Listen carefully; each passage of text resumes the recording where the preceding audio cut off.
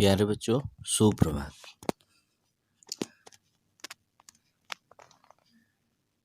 आज हम मेरे संग की औरतें का आखिरी भाग पढ़ रहे हैं।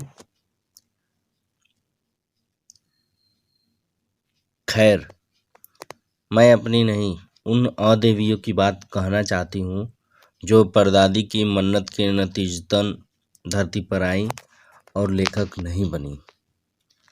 जो बनी उन्हें सांस लेने की ज़रूरत कुछ ज़्यादा हो।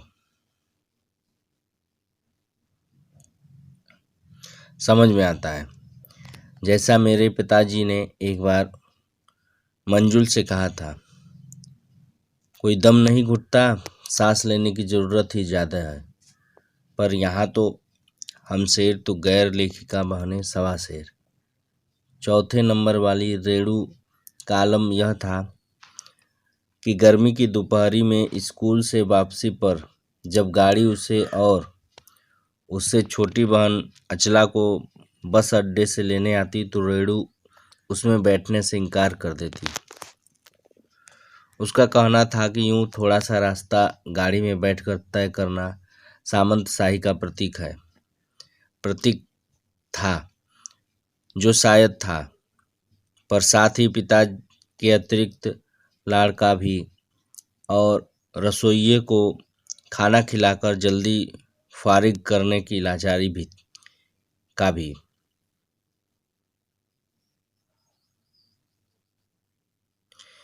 माँ तो सब चीज़ों से उदासीन रहती थी, पर पिता काफ़ी कुड़ते भूनते जब देखते कि अचला गाड़ी में बैठी चली आ रही है और रेणु पीछे पीछे पसीने से तरबतर खरामा खरामा। बचपन में एक बार चुनौती दिए जाने पर उसने जनरल थिमैया को पत्र लिखकर उनका चित्र मंगवा लिया था, जो एक मोटरसाइकिल सवार जवान आकर उसके हाथ में दे गया था। पड़ोस में उसका रुतबा काफ़ी बढ़ गया था। गाड़ी में बैठने के साथ उसे इम्तिहान देने से भी परहेज था। स्कूल तो जैसे तैसे पास कर लिया, पर जब बीए का इम्तिहान देने की बारी आई तो वह अड़ गई। पहले मुझे समझाओ कि बीए करना क्यों ज़रूरी है, तब मैं इम्तिहान दूंगी।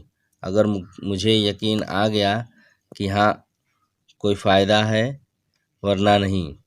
हमने तरह तरह के तर्क दिए।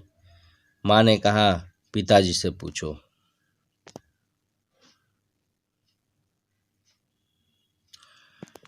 पिताजी ने कहा, नौकरी कर पाओगी, शादी कर पाओगी, लोग इज्जत से देखेंगे, वगैरह वगैरह। कोई तर्क विश्वसनीय नहीं लगा, न रेणु को न खुद उन्हें। आखिर में उन्होंने उसी कुतर्क का सहारा लिया जो युगों से माँ बाप के काम आता रहा है। कहा, बीए करो क्योंकि मैं कह रहा हूँ, करो। रेणु ने बीए कर तो लिया, पर सिर्फ पिता की खुशी के लिए, यानी पास होने लायक नंबर लाकर। सच बोलने में वह माँ से भी 2 कदम आगे है। गनीमत यह है कि आधा समय उसके सच सुनकर लोग सोचते हैं वह मजाक कर रही होगी, लेकिन बिना मेहनत वह लोगों को हंसाए रख लेती है। आज भी उसे कोई इत्र भेंट करता है तो वह कहती है, नहीं चाहिए, मैं तो नहाती हूँ। तो ये रेणु का किरदार था। तीसरे नंबर पर चित्रा है। वह कॉलेज पढ़ने तो जाती थी, पर खुद पढ़ने से ज़्यादा दिलचस्पी औरों को पढ़ाने में रखती थी। इसलिए इम्तिहान में उसके अंक कम उसके और उसके शागिर्दों के ज़्यादा आते थे, पर अपने यहाँ सब चलता था। उसकी शादी का वक्त आया तो उसने एक नज़र में लड़का पसंद करके ऐलान कर दिया कि शादी करेगी तो उसी से। मुश्किल यह थी कि हमारे माँ बाप भी नहीं, खुद लड़का भी उसके निर्णय से वाकिफ नहीं था, पर उसका कहना था, वह जो सोच लेती है करके रहती है। तो उसकी शादी उसी लड़के से हुई। कोई मुश्किल पेश नहीं आई। आती क्यों? उसने कहा, मैंने पहली मुलाकात में ही उसे बतला दिया था कि मैं जो सोच लेती हूँ होकर रहता है। तो उसने बात आगे खींची ही नहीं। पहली मुलाकात में ही हथियार डाल दिए। हममें सबसे छोटी बहन अचला काफ़ी दिनों तक कुछ कम खिसकी मालूम पड़ती रही। पिता का कहा मानकर पहले अर्थशास्त्र किया, फिर पत्रकारिता में दाखिला लिया, ढंग से पढ़ाई की, पास हुई, फिर पिता की पसंद से शादी की भी कर ली, पर उसके आगे लीक पर नहीं चल पाई। घर बार में मन ज़्यादा रुचा नहीं और मंजुल और मेरी तरह उम्र के 30 बरस पार करते ही लिखने का रोग लगा लिया। एक बात हम में एक सी रही, घर बार को परंपरागत तरीके से हमने भले न चलाया हो, उसे तोड़ा भी नहीं। शादी एक बार की और उसे कायम रखा, चाहे तलाक के कगार पर खड़ी चली हो, पर कगार तोड़ डूबी नहीं। शायद इसलिए कि जैसा मैंने अपने पहले उपन्यास में लिख डाला था, हम सभी विश्वास करती रही होंगी कि मर्द बदलने से कोई प्रयोजन सिद्ध नहीं होता। घर के भीतर रहते हुए भी अपनी मर्जी से जी लो तो काफ़ी है। शादी के बाद मैं बिहार के ऐसे छोटे कस्बे डालमिया नगर में रही, जहाँ मर्द औरतें चाहे पति पत्नी क्यों न हो, पिक्चर देखने भी जाते तो अलग अलग दड़बों में बैठते। मैं दिल्ली से कॉलेज की नौकरी छोड़कर वहाँ पहुँची थी और नाटकों में अभिनय करने की शौकीन रही थी। मैंने उनके चलन से हार नहीं मानी। साल भर के भीतर उन्हीं शादीशुदा औरतों को पराए मर्दों के साथ नाटक करने के लिए मना लिया। अगले 4 साल तक हमने कई नाटक किए। अकाल राहत कोष के लिए उन्हीं के माध्यम से पैसा भी इकट्ठा किया। वहाँ से निकली तो कर्नाटक के और भी छोटे कस्बे बागलकोट में पहुँच गई। तब तक मेरे 2 बच्चे हो चुके थे जो स्कूल जाने लायक उम्र में पहुँच रहे थे, पर वहाँ कोई ढंग का स्कूल नहीं था। लोगों की राय पर मैंने पास के कैथोलिक बिशप से दरख्वास्त की कि उनका मिशन वहाँ के सीमेंट कारखाने की आर्थिक मदद से हमारे कस्बे में एक प्राइमरी स्कूल खोल दे। पहले उन्होंने कहा, चूँकि उस प्रदेश में क्रिश्चियन जनसंख्या कम थी, इसलिए वे वहाँ स्कूल खोलने में असमर्थ थे।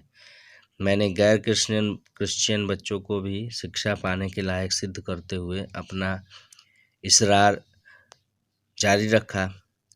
तब उन्होंने कहा, हम कोशिश कर सकते हैं, बशर्ते आप हमें यकीन दिलाएं कि वह स्कूल अगले 100 बरसों तक चलता रहेगा। मुझे गुस्सा आ गया। मैंने कहा, स्कूल की छोड़िए, किसी के भी बारे में यकीन नहीं दिलाया जा सकता कि वह अगले 100 बरस तक चलेगा। वे भी गुस्सा खा गए। बोले, खुदा का लाख शुक्र है, बच्चों के न पढ़ पाने की समस्या आपकी है, मेरी नहीं। बात कड़वी थी पर 100% सच। सच के आगे सिर झुकाने की हमारी बचपन की आदत थी। सो मैंने तय किया कि मैं खुद अंग्रेजी, हिंदी, कन्नड़ 3 भाषाएं पढ़ाने वाला प्राइमरी स्कूल वहाँ खोलूँगी और कर्नाटक सरकार से उसे मान्यता भी दिलवाऊँगी। वहाँ के अनेक मेहनती और खिसके लोगों की मदद से यह व्रत पूरा हुआ। मेरे बच्चे तथा अन्य अफसरों के बच्चे उसी स्कूल में पढ़े। बाद में अलग अलग शहरों के अलग अलग ख्यात स्कूलों में दाखिला भी पा गए। ऐसे अनेक मौके आए जब मैंने अपने जिद्दीपन के नमूने पेश किए, पर सबसे ज़्यादा उसने मंच पाया मेरे लेखन में, जो शुरू से अब तक लीक से खिसका अपनी राह खुद तलाशता रहा है। पर सब कुछ कर लेने पर भी मैं अपनी छोटी बहन रेणु के मुकाबिल नहीं पहुंच सकती। 1950 के अंतिम दौर में एक रात दिल्ली में एक साथ 9 इंच बारिश हो गई। दिल्ली की खासियत यह रही है कि थोड़ा पानी बरसते ही वहाँ के नाले पर नालों में बाढ़ आ जाती है, पुलों के नीचे पानी भर जाता है और तमाम यातायात ठप हो जाता है। इस कयामती बारिश के बाद तो सरकारी दफ्तरों के पहले तल्लों से फाइलें पानी में तैर आई थीं। अगली सुबह किसी तरह का कोई वाहन सड़क पर नहीं निकला था। जाहिर है कि रेणु के स्कूल की बस भी उसे लेने नहीं आई। रेणु ने कहा, कोई बात नहीं, मैं पैदल चली जाऊंगी। सबने समझाया, स्कूल बंद होगा, मत जाओ। उसने कहा, आपको कैसे पता? इस सवाल का माकूल उपयुक्त जवाब किसी के पास नहीं था। हमारे यहाँ फ़ोन ज़रूर लगा था, स्कूल में भी रहा होगा, पर बारिश के चलते वह ठप पड़ा हुआ था, तो रेणु अकेली पैदल स्कूल चल दी। गनीमत यह थी कि बारिश एकमुश्त बरस लेने के बाद थम गई थी। सड़कों पर पानी था और बरस नहीं रहा था, तो रेणु 2 मील पैदल चलकर स्कूल पहुंची। जैसा हमने कहा था, वह बंद था। चौकीदार रेणु को देख दंग रह गया, पर रेणु को कोई मलाल नहीं था।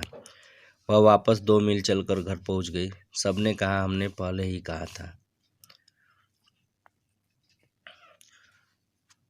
उसने कहा, स्कूल बंद था तो मैं वापस आ गई। इसमें आपका कहना कहाँ से आ गया?